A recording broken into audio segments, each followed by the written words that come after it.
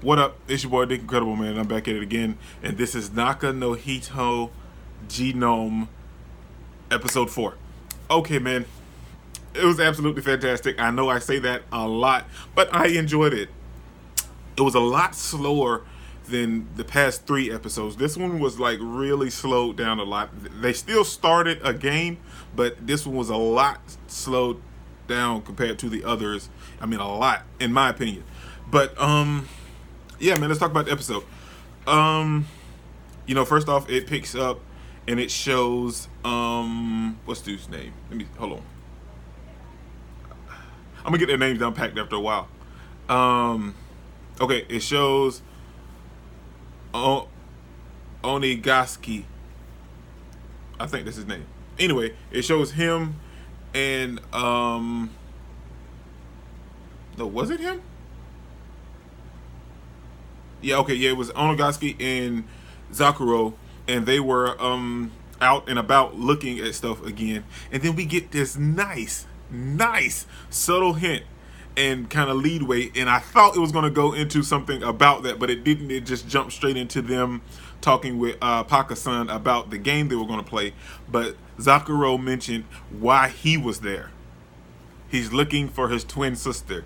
And as you know, like in the first episode, we learned, no, might have been the second episode, that we learned that the people that set all this up, they've done it multiple times before, and they even said that this was just one specific city. So Zakuro put it together that there's other cities that's numbered that's doing the exact same thing that we are, but he's looking for his twin sister.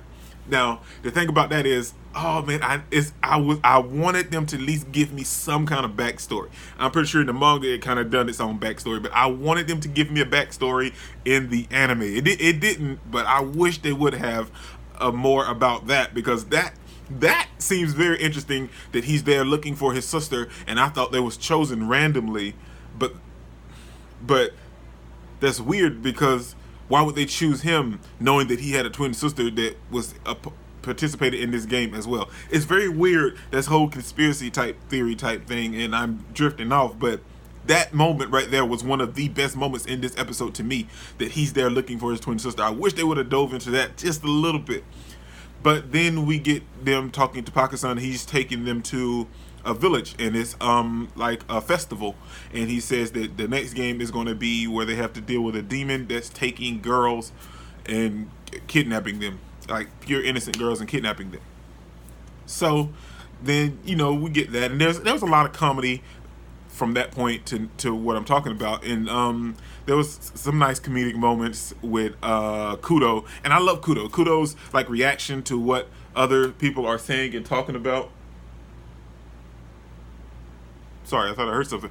What Kudo's reactions to what people are saying and talking about is always nice. He's so quick with it when it comes to it. Like, no, that's enough. Stop. It's very funny. But then we get Karin, where she says she's supposed to be the occult slash scary game video girl. Like, she's like the most scared person of all. And then she grabs Himiko's hand and was like, "Are you scared? Do you need me to hold your hand?" So that whole little scene was nice and funny. But then we're on, and Paka-san tells them that they have to go to this mansion, talk to the elder to learn about the demon, and then he'll give them some stuff, and then they'll go to try to defeat the demon. So we get there, and all of a sudden, Anya was like, well, not Anya, Iride was like, or Aki was like, "There's no way I'm going to get attacked opening it up, because we're just here to find out information." And as soon as he opened the door, he's getting attacked. But I don't know how you guys felt, but to me, I did not believe that this chick was pure and like was a part of the village and was like, "Oh yeah, sure, could you please help me?" She attacked him when she opened the door. There was nothing about her that screamed like she was in danger or needed help. She seemed like this was going to be one of those, "Oh, so they're the people that's behind this." It just seemed that way. There was no, let's go, man. So then we get in there, and Onagaski stops her and knocks the knife out of her hand. Then Oshigiri takes the knife, and she that's a whole thing. Then they start to listen to the village village elder to get more information about the demon, and he's giving them all this stuff and this nice information and stuff, and then he tells them that yeah, well, they've only been taking girls, and there's very luscious and plump. So like nobody got any kind of red flags about these people. They didn't seem like the type of people that was like they were in danger or worried about anything. They just seemed like it was so set up. So then they were trying to figure out who was going to participate. And so this time, which is very nice because we haven't seen him in a game actually at all, except for like that very first kind of gather everybody up in the very first episode. And I'm talking about Onagashiki, because this time he's actually participating in the game. So we have Onagashiki participating, Iridi or Aki, he pretty much participates in every game. And we have Zakuro that's participating, and everybody else is kind of on the sidelines. But after that happens and they set off this whole nice thing, and then they include Makino to dress up as a girl, but then we include, and there was a whole bunch of other comedy that took place as well, but I didn't really want to touch on that. I wanted to touch on this particular part that's coming up. And then all of a sudden we see the girl coming through the forest, and like she's getting ready to attack Onagashiki. He turns around and she's like, oh no, there's a bug on your back. And then there was a nice little back and forth between Onagashiki and Zakuro about the bug, and then Himiko pulled the bug off of him and everything. So it was a nice little interaction, and I forgot to touch on it in the very beginning, but I love the fact that they all have such a good relationship. It's only been 4 episodes for us that's watching the show, but for them it's been some days and possibly even weeks.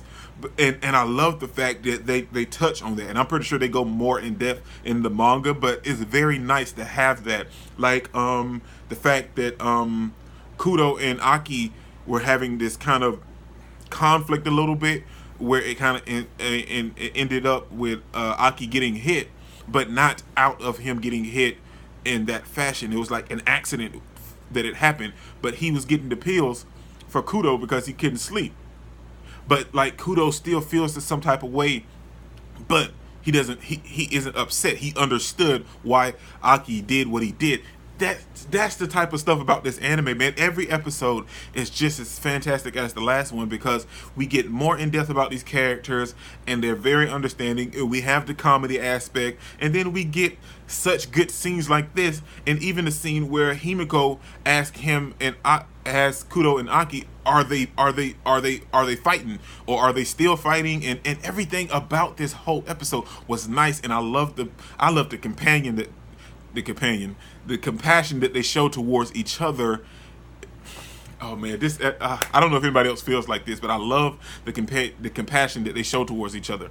But then it's revealed that the girl and her grandfather are the demons. I wasn't surprised at all. This didn't shock me. I mean, they didn't look like the type like they were in trouble.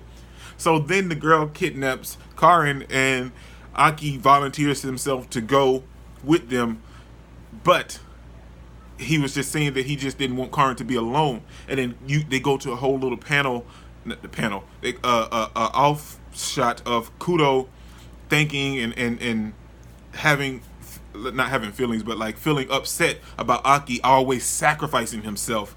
And that scene where he was in the barn and Aki brought him the medicine and everything was absolutely fantastic, man. I love that scene. Then we get Yuzu telling us that she placed a tracker on the tag that Aki always wears, so they're not getting away.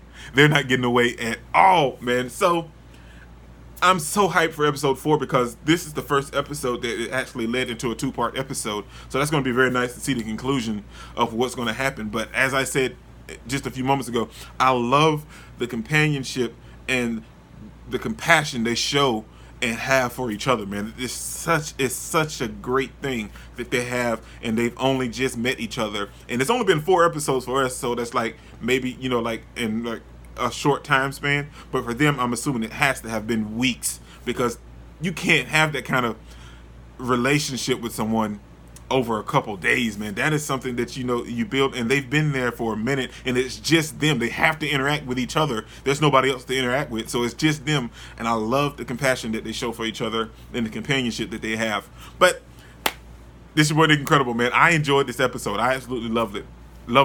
I loved it. But this is your boy Incredible, man. Don't forget to smash that like button until you can't smash it anymore. Comment down below, and I'll be sure to respond to each and every one of them, and subscribe. But only if you really want to, man. And remember that anime matters, anime is greatness, and anime is life. Peace out.